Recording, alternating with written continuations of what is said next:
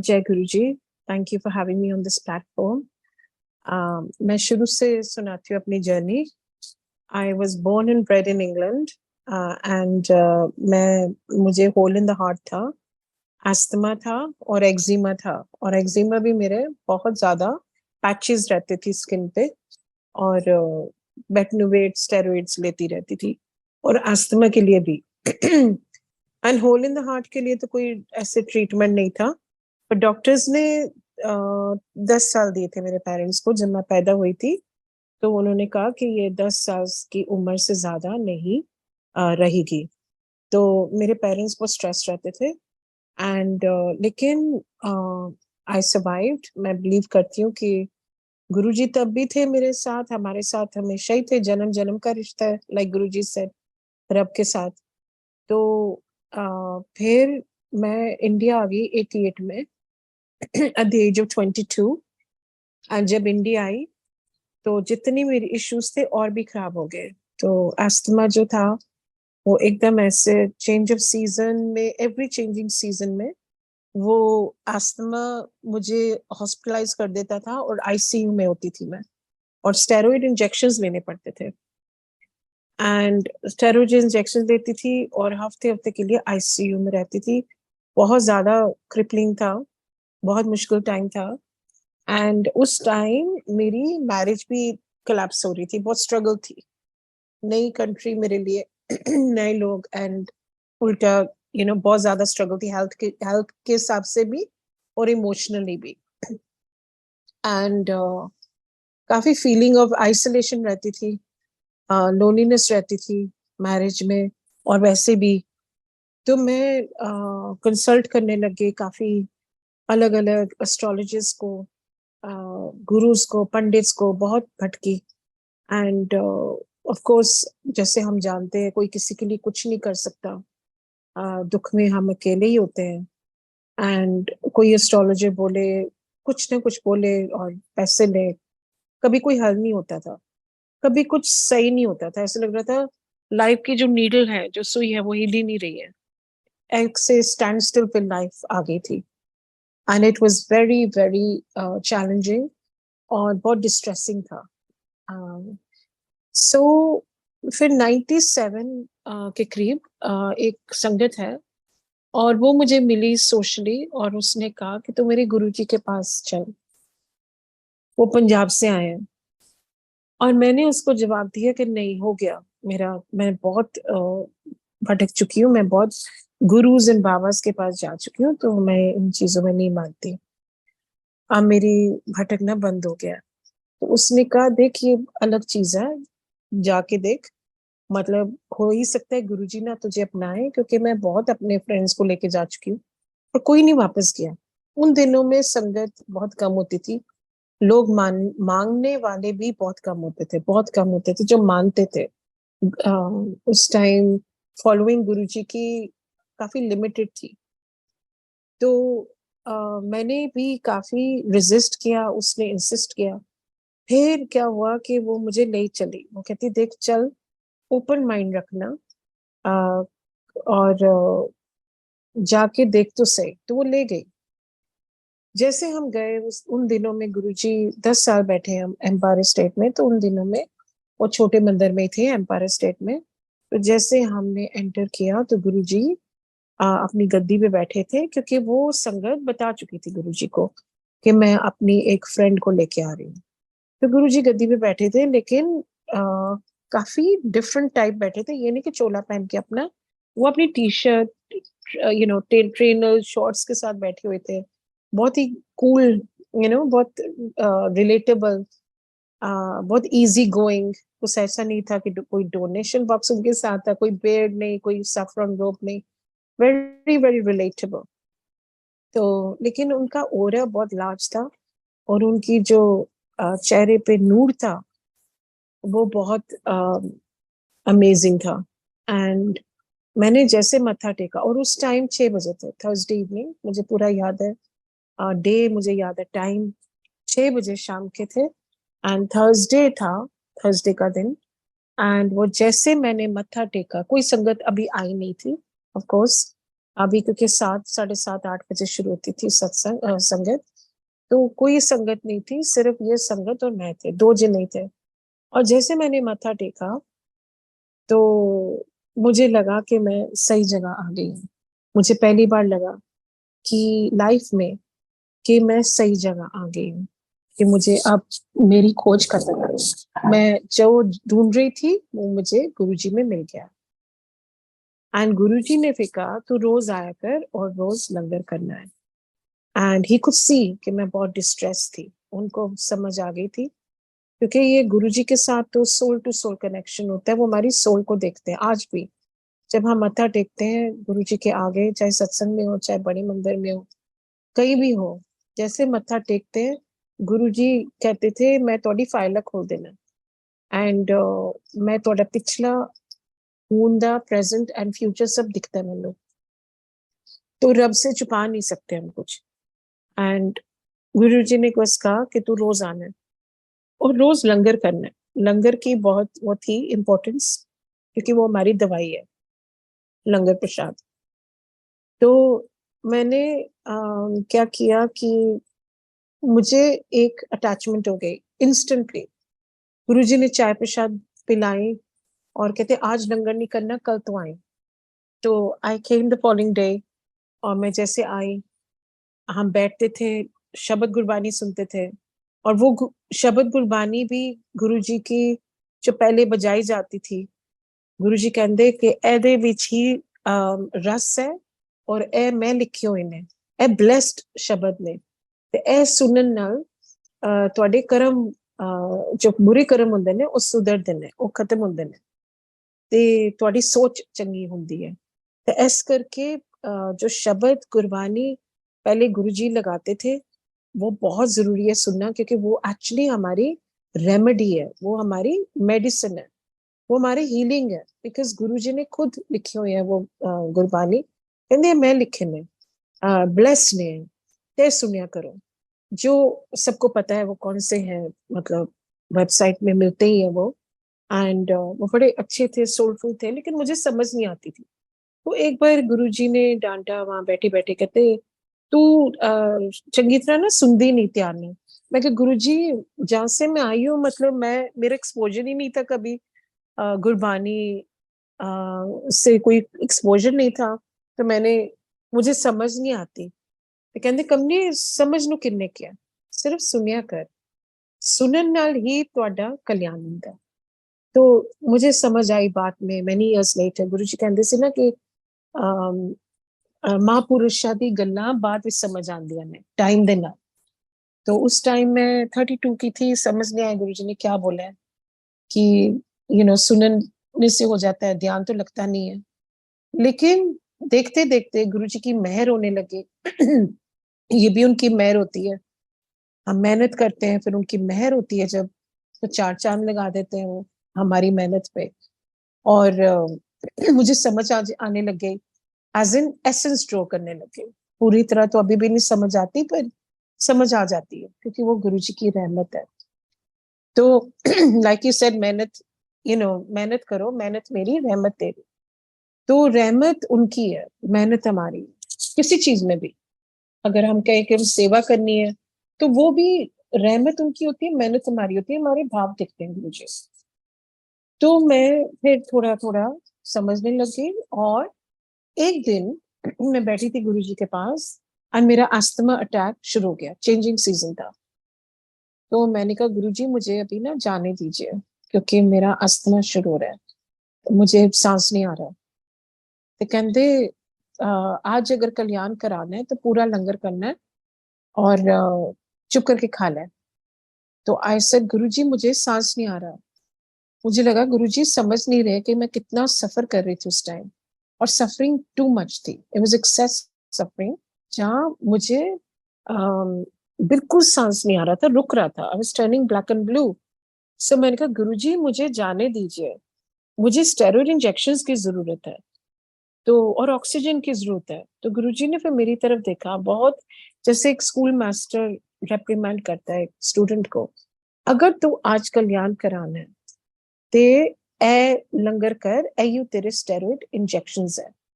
और जदों बार जूती उतार दी अपने इप्सन बर्ड्स छड़ के आया कर, इथे लॉजिक नहीं चलता। So I thought in my head कि चलो पीस रखने के लिए मैं जितना खा सकती हूँ खा लेती हूँ। और फिर मैंने जैसे मत्था टेका, मैंने कहा मैं नहीं दोबारा यहाँ आऊंगी, टेलीपैथिकली, ऐसे मन ही मन। तो गुरुजी ने फिर बोला वर्बली कि कल आ जाए, कल आ जाए, कल्याण कितना जा ऐश कर। I did not know what that meant, क्योंकि मैंने सोचा क्या ऐश करूं, अभी तो सांस ही नहीं आ रहा और मुझे तो हॉस्पिटलाइजेशन चाहिए। तो गुरुजी आ, ये क्या बोल रहे हैं। लेकिन जैसे मैं छोटे मंदिर से निकली और मैं हॉस्पिटल जाने लगी, तो मैंने रियलाइज किया मुझे हॉस्पिटल की जरूरत नहीं है, क्योंकि मुझे पूरी सांस आ रही थी, ऐसी सांस जो मैंने कभी नहीं ली, मतलब नॉर्मल ब्रीदिंग हो गई। तो ये था मेरा पहला मेहर गुरु जी की मेरे पे। पहली मेहर तो ये थी कि उन्होंने अपने फोल्ड में ले लिया, एक्सेप्ट कर लिया, एडमिशन करवा दी। एंड ये बहुत बड़ी चीज है कि गुरु जी के पास जब हम आते हैं, कई लोग आते थे उस टाइम, एक बार आते थे फिर दोबारा कभी नहीं आते थे। तो सबसे बड़ी मेहर यही है कि वो गुरु जी अपने चरणों में रखें और अपनी शरण में ले लें। तो उन्होंने एकदम जैसे मुझे भी अंदर से फीलिंग आई जब पहली बार मिली कि मैं पहली बार जगह सही जगह आ गई हूँ। और उनको उन्होंने भी कहा कि तू रोज आया कर। तो वो बॉन्ड उसी टाइम बन गया था। वो जो बॉन्ड था इंस्टेंट था, क्योंकि मैंने किरंतु परंतु नहीं की, मैंने इफ्स एंड बट्स नहीं की। मैं गुरुजी का हुक्म था तू रोज आ, तो मैंने कहा हाँ जी गुरुजी मैंने रोज आना है, क्योंकि वो लगन साथ ही लग गई थी पहले मोमेंट से। लाइक कहते हैं ना लव एट फर्स्ट साइट, तो वही था हिसाब। और मुझे लगन लग गई थी और मुझे खींच होती थी, रोज शाम को दिल करता था कि गुरुजी के पास जाएं।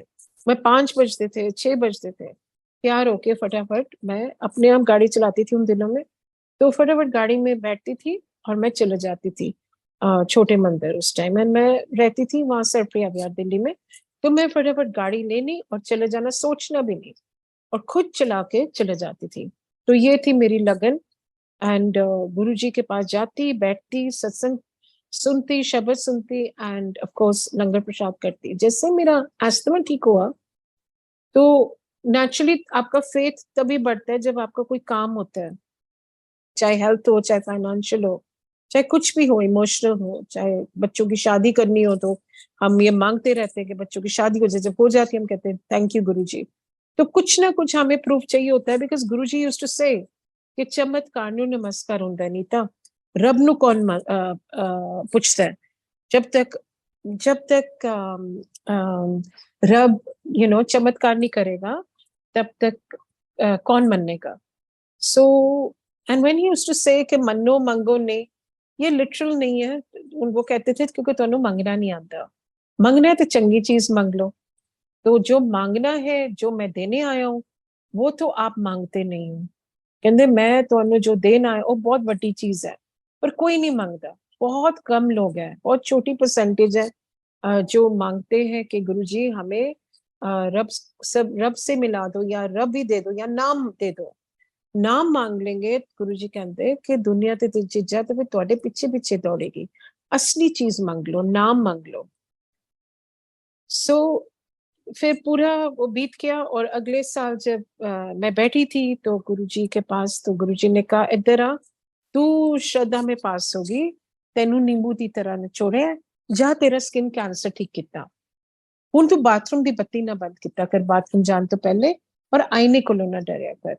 सो मैं उनकी तरफ एकदम देखा और हैरान नहीं, हैरान परेशान कि गुरुजी को कैसे पता है कि मैं बाथरूम की बत्ती भी बंद करती हूँ और मैं आईने से भी डरती हूँ, क्योंकि मेरा चेहरा बहुत खराब हो चुका था उस टाइम।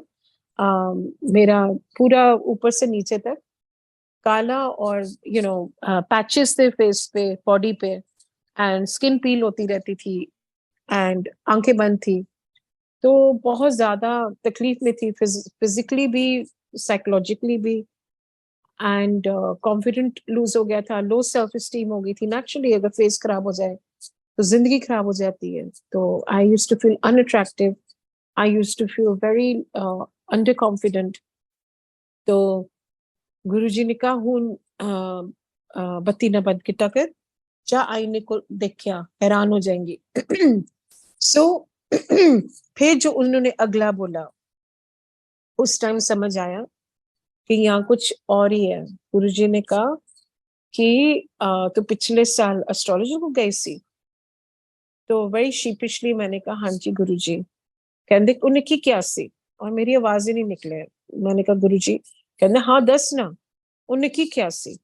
तेन क्या सी ना तेरी कोई लाइफ नहीं डिसंबर 97 के बाद। तो उन्हें सही क्या सी, ते हुण दस कौन वड्डा, तेरा गुरु या तेरा एस्ट्रोलॉजर? तो बड़ा भटक के आई है ते, तो बड़े बाबा ते गुरु ते पंडित ते चक्रां च पै चुकी है, हुण आई है तो सही जगह, हो गया एडमिशन। तो जब ये सब बातें बोली गुरुजी ने, नेचुरली मैं काफी अस्टोनिश हो गई and I was gazing at him.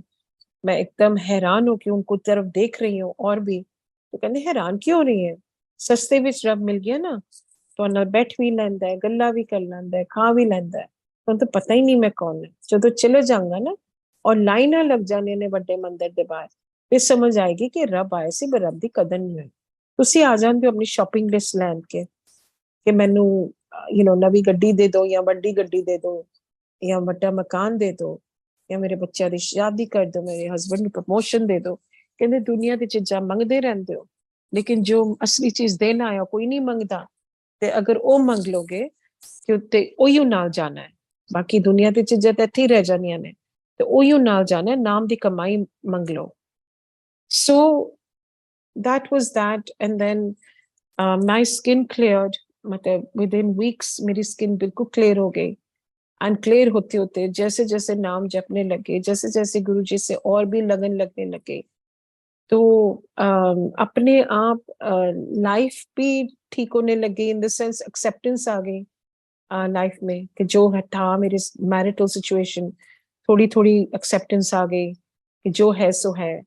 And लेकिन मैं मांगती रहती थी गुरुजी वे आउट भी दिखाइए, या उसको सुधारिए, because it was a very difficult situation.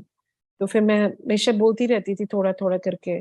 And गुरुजी कहते हैं बस आया कर, आया कर, आया कर। उनको पता होता है कि हमारे ये कर्मों का खेल है, ये टाइम लगता है हर चीज को, देर है अंधेर नहीं। एंड गुरुजी को सब मालूम होता है कि हर चीज टाइम से मिलती है, पर हमें पेशेंस, हमें सब्र रखना होता है, हमें पाठ करना होता है जो गुरुजी ने सिखाया है। गुप्त पाठ, गुप्त दान, गुप्त सेवा, सब्र रखो। पेशेंस बहुत बड़ी चीज है, क्योंकि पेशेंस रखने से आप अपने आप देखते हो कि लाइफ अनफोल्ड हो रही है जैसे होनी चाहिए। एंड हमें कोई ख्वाहिश रहती नहीं है, बिकॉज गुरुजी हर ख्वाहिश भी पूरी करते रहते हैं, हमारी छोटी छोटी ख्वाहिशें पूरी करते रहते हैं। एंड जैसे कहते थे ऐश कर, तो ऐश भी कराते हैं जब वो अपने चरणों में ले आते हैं। फिर गुरुजी ने, जब मेरा स्किन कैंसर ठीक हो गया, ये सबसे फनी बात है कि गुरुजी ने एक बार फिर कहा कि खड़ी होके सुना फिर मैं तेरा किस तरह स्किन कैंसर ठीक किया। तो मैं खड़ी होके, मुझे ना पब्लिक स्पीकिंग आती थी, ना मेरे अंदर कॉन्फिडेंट था, ना ही मैं समझती थी कि मैं केपेबल हूँ ऑफ स्पीकिंग। एंड काफी वर्थलेस फील करती थी उस टाइम। तो मैं खड़ी होके मैंने कहा कि गुरुजी, सॉरी, मैंने कहा मुझे ना गुरुजी ने ठीक कर दिया, मेरा स्किन कैंसर ठीक कर दिया। और कह के मैं बैठ गई। मेरे लिए वो बहुत मुश्किल टाइम था, क्योंकि मैंने कभी पब्लिक स्पीकिंग की नहीं थी। मैं वैसे भी इंट्रोवर्ट थी, under confident, low self esteem. तो मैं खड़ी हुई थी, was a very nerve racking and knee jerking experience. तो परस्पायर करते करते मैं बैठ गई कि गुरुजी ने ठीक कर दिया। तो गुरुजी ने मेरी तरफ देखा और कहते ले कमिए, तेन तो सत्संग भी नहीं सुनाना आता। मैं अगर नहीं सुनाना आता गुरुजी, एंड मुझे आगे से प्लीज खड़ा मत कीजिए, मैं बहुत नर्वस हो जाती हूँ।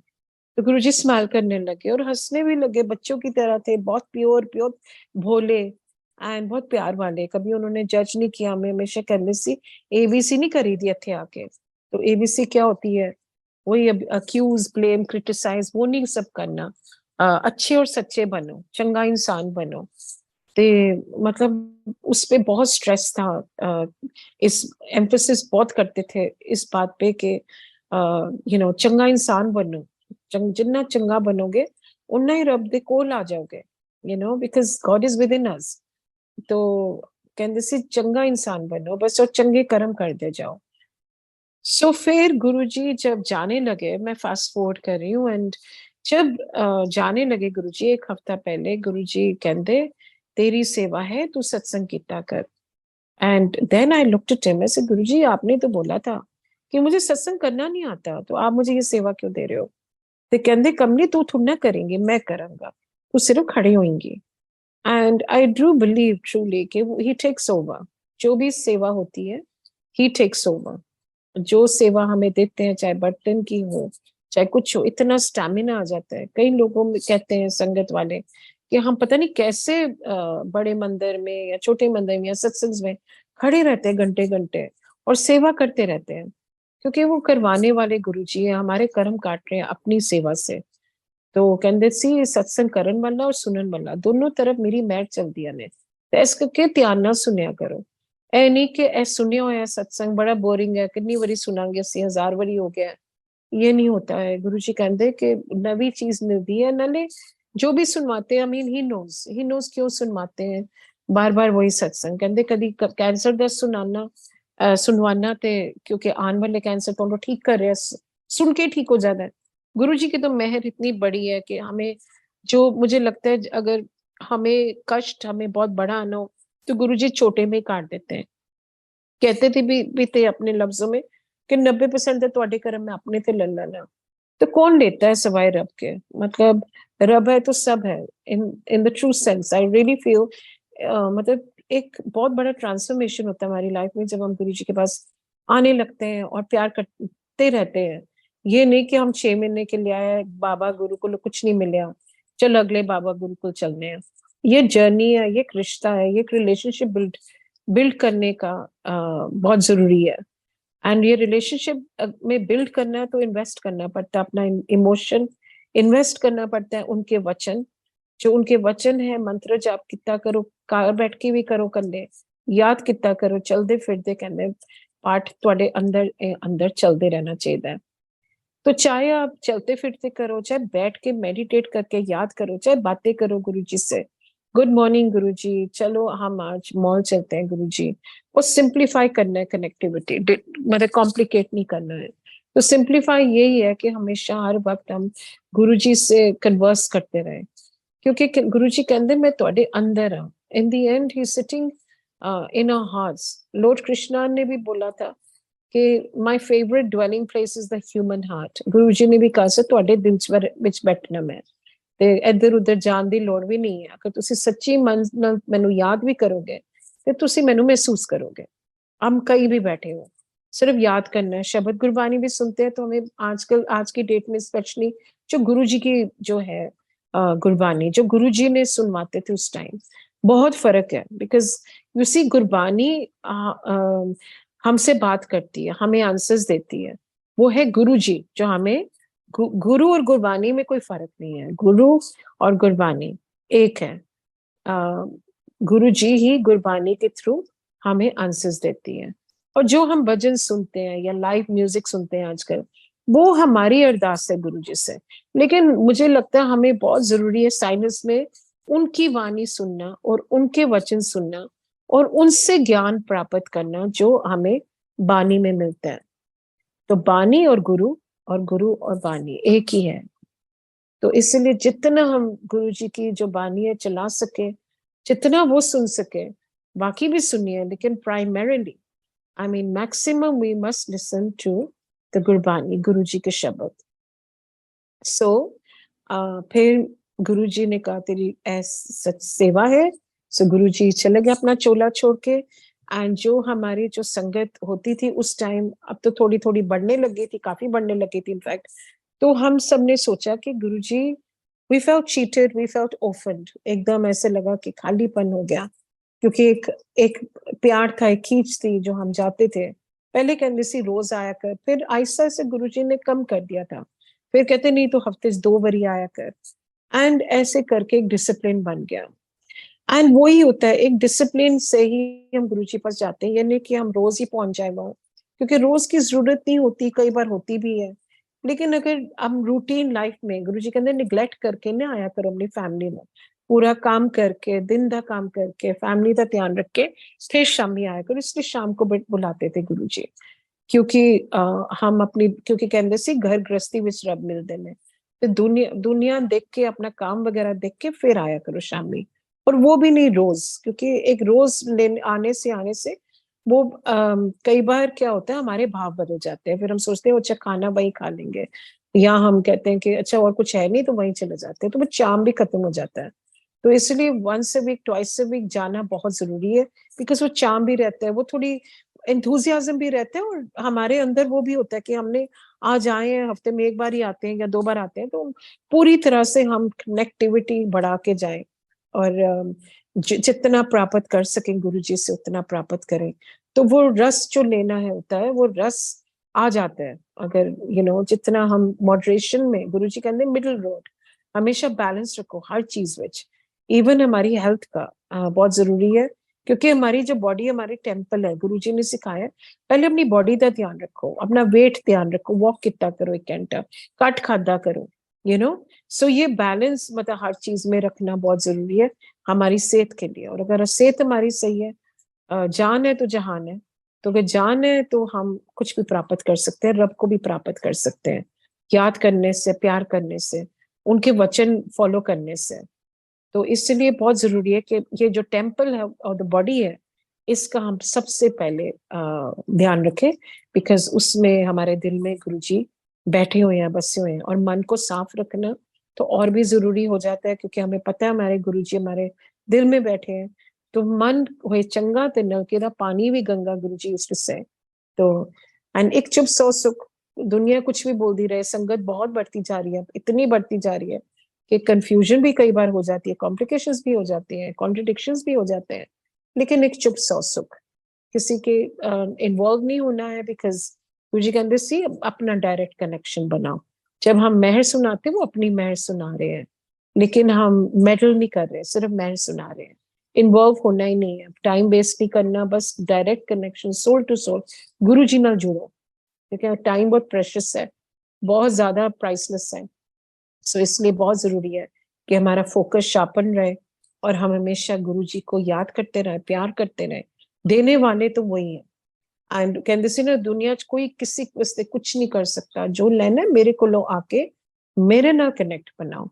एंड आज की डेट तक मैं कुछ भी छोटी सी बड़ी चीज, वो हमारा हार्ट जानते हैं, दिल जानते हैं, उनको पता है हमारे अंदर क्या है, एंड वो ही पूरी करते रहते हैं हमारी कामनाएं, चाहे कहते हैं मनो मंगो नहीं, पर दिल में तो हम छोटी छोटी ख्वाहिशें होती हैं, और वो भी गुरुजी पूरी करते रहते हैं। वो बहुत काइंड है, बहुत ग्रेशियस है। फिर गुरुजी अपनी जब बॉडी छोड़ के, चोला छोड़ के राधा, तो सेवा लगी हुई थी मेरी सत्संग करने की, और आई थिंक संगत को मालूम था ये बात, तो बड़े मंदिर में पीछे मैं बैठ के फिर सत्संग करती थी। कई संगत होती थी उस टाइम से, 2007 में जब गुरुजी अपना चोला छोड़ के चले गए, तो मंडे के मंडे हम पीछे बैठ के एक दो संगत हम अपना सत्संग शेयर करते थे, और बहुत अच्छा टाइम था, इन द सेंस के पता नहीं कितनी चाय प्रसाद पी लेते थे। संगत इतनी इतनी ज्यादा नहीं होती थी जैसे आज है, एक सेकंड नहीं बैठ सकते, लेकिन उस टाइम तो हम बैठे रहते थे, घंटे घंटे बैठे रहते थे, और उनकी मौज में थे, एंड रस था बहुत। हम सत्संग शेयर करते रहते थे, कभी गार्डन में, कभी पीछे बैठ के, एंड ये चलता रहा। लेकिन देखते देखते जैसे गुरुजी ने बोला, क्योंकि जब मैं आती थी तो वो बहुत मुश्किल टाइम भी था, क्योंकि कोई नहीं मानता था, मेरी फैमिली में भी और मेरे इन लॉज में भी कोई नहीं मानता था, मेरे फ्रेंड सर्कल में कोई भी नहीं मानता था, एक बंदा भी नहीं। तो फिर मुझे बड़ा लोनलीनेस फील होता था, तो मैंने एक दिन रोई और मैंने कहा गुरुजी, मेरी फैमिली मुझे मिसअंडरस्टैंड करती है। कहने कोई गल नहीं, देखी एक दिन तेरा बंदा बंदा आएगा। तो गुरुजी ने तो बोल दिया बड़े कैजुअली, लेकिन मेरे लिए ये एम्ब्रेस करना, मेरे लिए एक्सेप्ट करना बहुत मुश्किल काम था। तो मैंने कहा गुरुजी ये कैसे हो सकता है? तो कहते देखी तू, संगत भी बच जानी है और तेरा एक एक बंदा आएगा। तो सच में मैं मंडेज को जाती थी, एवरी मंडे, एंड बैठती थी पीछे, सत्संग करती रहती थी, और जब सत्संग कर रही होती थी तो कोई ना कोई फेमिलियर फेस हर मंडे दिखने लग गया। वो बढ़ता गया, मैंने कहा ये तो मेरी फ्रेंड है, ये तो मेरी सोशल फ्रेंड है, ये तो मेरी दूर की कजन है। तो ऐसे ऐसे करके एक्चुअली में 90% या 95% आज मेरी फैमिली कनेक्ट हो गई है। तो ये गुरु जी की मेहर है। गुरु जी हमें हर्ट नहीं होने देते, गुरु जी हमारे हर हर्ट को, हर वुंड को हील करते रहते हैं। एंड आई सीन इट, मेरा अपना मतलब पहचान नहीं पाती मैं वो लड़की को जो 25 साल पहले थी। मैं जब मैं आई थी इंडिया शादी करके, कितनी डरी रहती थी, सहमी रहती थी, बीमार रहती थी, लेकिन वो मैं नहीं हूँ आज। आज जो गुरुजी ने कॉन्फिडेंस दी है, सेल्फ एस्टीम दी है, सब कुछ दी है, मतलब इतना दिए कि वो संभाला ही नहीं जाता। कई बार ऐसे प्यार करते हैं, रिस्पेक्ट दी है। सबसे बड़ी चीज होती है कि भगवान भगवान ही आपको प्यार और रिस्पेक्ट दे रहा है, संगत से, सोसाइटी से, तो आपका पूरा जिंदगी का जो रूप है वो बदल जाता है। तो मेरा चेहरा तो बदल ही गया था और अंदर का रूप भी बदल गया। तो सोच बदल जाती है, आपका पर्सपेक्टिव बदल जाता है, देखने का नजरिया बदल जाता है, आपकी प्रायोरिटीज बदल जाती है। आज प्रायोरिटी गुरु जी है। और जब रब आपकी प्रायोरिटी हो जाता है, तो संगत रब की प्रायोरिटी क्यों नहीं होगा। तो इसलिए जब हम गुरु जी की तरफ देखते हैं और देखते रहते हैं और प्रायोरिटी बना लेते हैं, तो वो हमें प्रायोरिटी अपनी बना लेते हैं। तो ये सबसे बड़ी चीज है, जब हम हर चीज उनके हाथ में छोड़ देते हैं, तो हमें उनका हाथ हर चीज में हमें नजर आता है। Every aspect of our life is taken over by him. So फिर गुरुजी जब चले गए, तो गुरुजी ने जाने से पहले ये बोला था मुझे कि तू सत्संग किता कर, संगत जोड़। वो भी होने लग गया आहिस्ता आहिस्ता। एंड फिर कहा तू जा वापस मैनचेस्टर चले जा और अपनी माँ दी सेवा किता कर। तो मैं फिर चले गई वापस इंग्लैंड, क्योंकि मेरे बच्चे दोनों चले गए बाहर पढ़ने, अमेरिका पढ़ने चले गए। और उनकी वो काफी इंडिपेंडेंट हो गए और अपनी लाइफ शुरू हो गई, नया चैप्टर उनका शुरू हो गया। और मेरा ये नया चैप्टर इंग्लैंड वापस जाना, इतने साल यहाँ रह के, विच इज अबाउट 18-19 years यहाँ रह के वापस जाना इजी नहीं था, क्योंकि वहां लोनलीनेस महसूस होने लगे। लेकिन एक संगत, जैसे गुरुजी ने कहा कि अपने परिवार को लो ज्यादा थोड़ा गुरु परिवार प्यार करेगा और काम आएगा, which again is a reality for I think many of us today।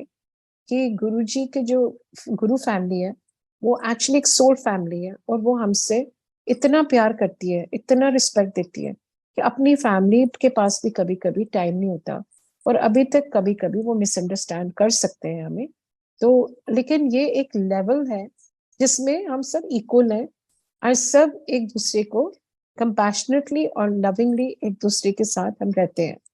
तो ये बहुत बड़ी चीज जो गुरुजी ने बहुत बड़ा गिफ्ट दिया हम सबको, कि एक गुरु परिवार दे दिया। सो एक गुरु फैमिली ने फोन किया मुझे वापस इंग्लैंड और बोला आपको याद है अपने गुरुजी ने क्यों भेजा आपको इंग्लैंड। तो मैं कहा हाँ जी, क्योंकि मम्मी की सेवा करनी है, कहते उसके अलावा आपको सत्संग वहां शुरू करना है, तो आप मैनचेस्टर में सत्संग शुरू कीजिए, और जहां जहां इंग्लैंड में नहीं हो रहा वहां कीजिए। तो हमने पहले मैनचेस्टर शुरू किया, 5 लोग मेरे थे, चाइल्डहुड फ्रेंड्स, उन्होंने शुरू किया, हमने साथ साथ किया। 5 देखते देखते 200 300 400, आज 500 से कम नहीं है संगत। आई थिंक मोर ही है, अभी ज्यादा ही है मैनचेस्टर में। न्यू कैसल में भी हमने सिमुलटेनियसली शुरू किया। एंड देखते देखते सब जगह सत्संग गुरु जी का होने लगा। तो यह है गुरु जी की मेहर। जैसे उन्होंने कहा कि तू जगह जगह जाएंगी, तू देखी, तू सत्संग कर, संगत जोड़, तू देखी जगह जगह मेरी जोत जलेगी। Across every continent, country, city in the world is going to have satsangs. ये गुरु जी की मेहर है, ये उनकी बहुत बड़ी रहमत है। एंड क्योंकि दुनिया को जरूरत थी, he is come to connect the disconnected. वो हमें दोबारा हमारा फेथ को प्लग इन करने आए हैं। तो जब हमारा फेथ प्लग इन होता है, तो नो मैटर क्या कितनी प्रॉब्लम्स आए, no matter how many storms come our way, हम काम रहते हैं, रिलेटिवली काम। तो इसलिए बहुत जरूरी है कि तूफानों में भी हम गुरु जी को जब याद करते हैं, तो हमारे अंदर का तूफान हमेशा कम होता जाता है, और बाहर का तूफान भी। तो गुरु जी बहुत बड़ी शक्ति है जो कलयुग में आई है हमें तारने के लिए। एक दिन गुरु जी ने कहा, मैनू आंधी लोड़ नहीं सी इंसान का झोला लेके, लेकिन तुसी पुल्ले फैलायो ते तुहानू याद दिलाना है कि रब है। ते रब कहते दिल्ली दी संगत तो समझती है, in his humour he said कि दिल्ली दी संगत तो समझती है कि रब पैसा रब है, ते मैं तुहानू याद दिलाना है कि रब है। एंड as I said, रब है तो एक्चुअली सब है, वो हमारे सेंटर ऑफ द यूनिवर्स है गुरु जी आज हमारे। एंड फिर मुझे कैंसर हो गया 3 बार, लेकिन वो भी एक सुई माफे खत्म हो गया। In the sense of course 2 साल रहा, एंड 2 साल ट्रीटमेंट भी चली, रेडिएशन एंड ऑल, लेकिन जब मैं देखती हूँ पीछे, मैं सोचती हूँ कुछ भी नहीं था, काफी वर्स हो सकता था। तो गुरुजी ने वो रिड्यूस कर दिया, माउंटेन को मोल हिल बना दिया, बहुत कम कर दिया। तो मेरी सफरिंग जो थी, रिकवरी जो थी, मच फास्टर थी, बहुत स्मूथ सेलिंग कर दिया इन वे। तो वो हो गया, एंड देन मेहर तो मेहर है। गुरुजी ने कहा मेरे वो से नीता, कैंसर ठीक करना, तब डिवोर्स ठीक करना, या डिप्रेशन ठीक करना, डायबिटीज ठीक करना मामूली चीज है, तो ਉਹਨੂੰ ठीक करना मुश्किल है, ਤੁਸੀਂ अपने कर्म सुधारो। ये बीमारियां ठीक करना तो रब वास्ते is so easy, and it's Charles play, बच्चों का खेल है ये तो। लेकिन ਤੁਹਾਨੂੰ ठीक करना बड़ा मुश्किल है, तो अपने कर्म सुधारो, चंगा सोचा करो, चंगा बोलिया करो। he really believed in the power of the tongue, कि चंगा बोले तो हमेशा, सरस्वती चल रही होंगी है तो चंगा बोले तो हमेशा पॉजिटिव सोचो, पॉजिटिव बोलो, पॉजिटिव करो, क्योंकि as we know actions follow words and words follow our thoughts। तो ये वर्ड थॉट एंड एक्शन हमारी अपने आप को सुधारना है, रिस्पॉन्सिबिलिटी लेनी है अपने दुख की भी और सुख की भी।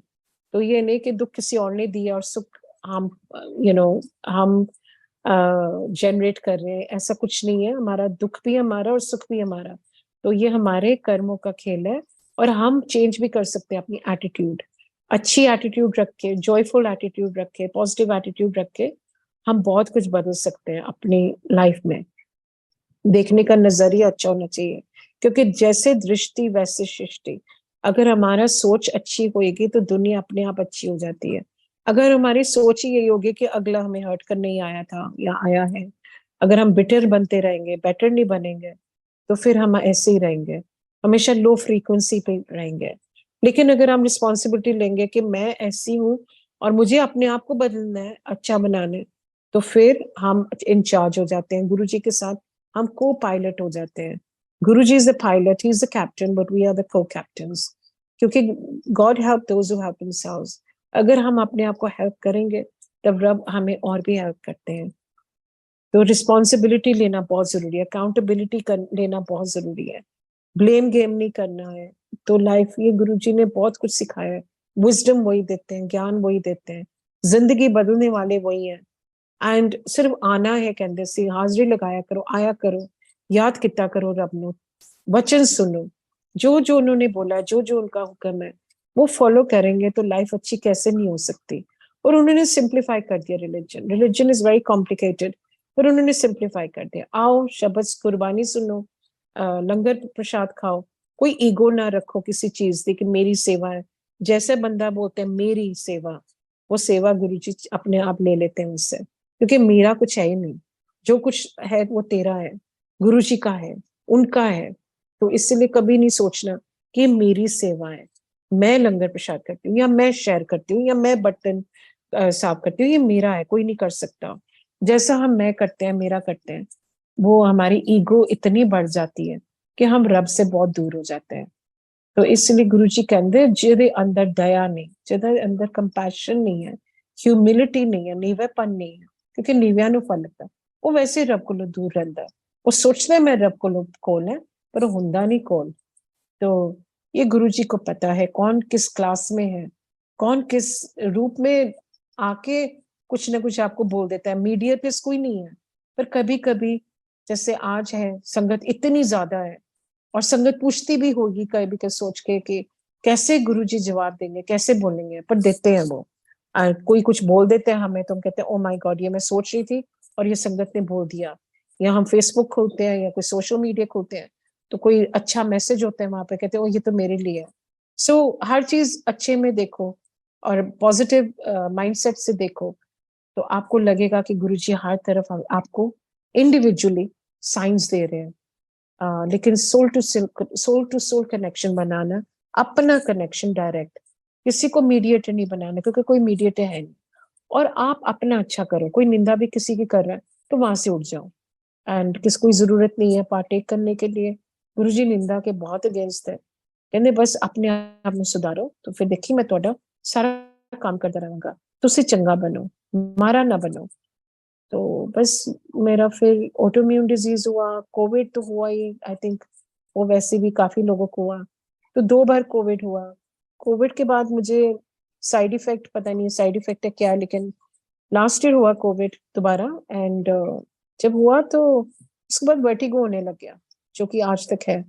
लेकिन मेरा ये विश्वास है, और ये वर्टिगो जो है बहुत खतरनाक है, बिकॉज अब मैं अकेले कहीं नहीं जा सकती। एंड पहले मुझे बहुत शौक है वॉकिंग का, तो मॉल वॉकिंग मैं बहुत करती हूँ। टचवुड, मेरे मेरे एम होता है 10,000 स्टेप्स। गुरुजी ने बोला हुआ है अपना ध्यान रख, ये बॉडी ही तुम्हारी टेम्पल है। मैं कोशिश करती हूँ कि अपना वेट भी ठीक रखने के लिए, एक्टिव रहने के लिए। लेकिन अभी लास्ट फ्यू वीक्स या मंथ से मुझे बहुत डर लगने लग गया, क्योंकि मॉल में भी कोलैप्स हो गई थी, एक सत्संग एंटर करते ही फेंट हो गई थी। तो ऐसे बहुत हो रहा है, डेली कुछ ना कुछ हो रहा है। तो लेकिन ये मेरा विश्वास है कि गुरुजी ने अभी तक यहाँ लेके आए हैं, तो आगे भी लेके जाएंगे। ये गुरुजी की मेहर है। एंड मेहर बसे बरसे रहे सब पे। एंड सर्बदा भला मांगिए, एंड गुरुजी को याद करिए, प्यार करिए। एज आई सेड, किस कई कईयों को बोला हुआ है शिव पुराण भी पढ़ो, तो पढ़ो शिव पुराण, उसमें भी आंसर्स मिलते हैं। गुरबानी में तो 100% मिलते हैं। एंड गुरुजी को याद करने से, अकेले मंत्र जाप करने से, वो अपने आप आपके पास आते हैं और आपसे बातें करते हैं और आपको प्यार करते हैं और आपको उठाते हैं। जहां हम होते हैं उससे कई जगह, कई गुना ज्यादा वो हमें उठाते हैं। जो हम केपेबल भी नहीं होते, तो वो भी हमें देते हैं। जो हमारी किस्मत में भी नहीं होता, वो मिल जाता है पाठ करने से। सो पावर ऑफ प्रेयर को ना अंडरमाइन कीजिए। The power of prayer, the power of faith, ये सबसे बड़ा एसेट है आज की दुनिया में, क्योंकि और कुछ कंसिस्टेंट है नहीं, पर गुरु जी कंसिस्टेंट है। बाकी इट्स अ शेकी वर्ल्ड। कुछ भी, हम किसी चीज को ट्रस्ट नहीं कर सकते आज की डेट में, लेकिन गुरु जी है जो, जिनमें हम फुल ट्रस्ट कर सकते हैं। वो ही सच्चाई है। एंड वो ही हमारी एक बहुत बड़ी सपोर्ट है। He has cocooned us। ये एक दुनिया है, अपनी दुनिया, अलग दुनिया। So he is a world within the world, जहाँ हम अपनी दुनिया बनाए हुए है सब संगत में, और सत्संग करते रहते हैं। तो कितना रस गुरु जी देते हैं, कितना हमें यही हेवन दे दिया है। तो ये इससे बड़ी चीज क्या हो सकती है। हम हेवन में ही बैठे हैं, और सतयुग में ही आ गए हम तो, क्योंकि हम गुरु जी के चरणों में हैं। सो मांगो सिर्फ यही कि रखी गुरु जी अपने चरणों में, और अच्छे अच्छे लेख लिखना गुरु जी सबके लिए, क्योंकि कलम तो आपके हाथ में है। तो आपकी मर्जी, आप किस साल में रखते हो, कैसे लिखते हो, और आप अच्छा ही लिखते हो। And just before I and this satsang, I am a calligrapher, I am an artist. And Guruji एक बार बैठे थे, वेडिंग कार्ड्स थी, एनवेलप्स, एंड कहते अपनी हैंड राइटिंग विच लिख सारे इनविटेशन। तो मैंने लिखना शुरू कर दिया। गुरुजी फनी भी बहुत थे, तो मैंने अपना लिख लिया, मिसेस एंड मिस्टर करना जो भी था। एंड सारे कार्ड्स लिखे मैंने। गुरुजी कहते ले, तेरे तो हैंड राइटिंग बड़ी सोहनी है। मैं कहा गुरुजी थैंक यू, मैं कैलीग्राफर हूँ, मैं कैलीग्राफी टीचर हूँ गुरुजी। कहते अच्छा, तो तेरा हैंड राइटिंग बनाता फिर बेस्ट इंडिया च। तो इतनी मेहर की। एंड देन फिर कहते अच्छा दस कार्ड विच थिल्ले की लिखी है। मैंने कहा गुरुजी RSVP। कहते तो मतलब की होंगे। ਤੇ मैंने कहा गुरु जी रिपोंडे सिवो प्ले, मैंने अपनी फ्रेंच मारनी शुरू कर दी। तो कहते अच्छा लै कमलिए, तेन तो कुछ पता ही नहीं, एदा मतलब होंगे रोंगे सारे ब्याह दे पिछू।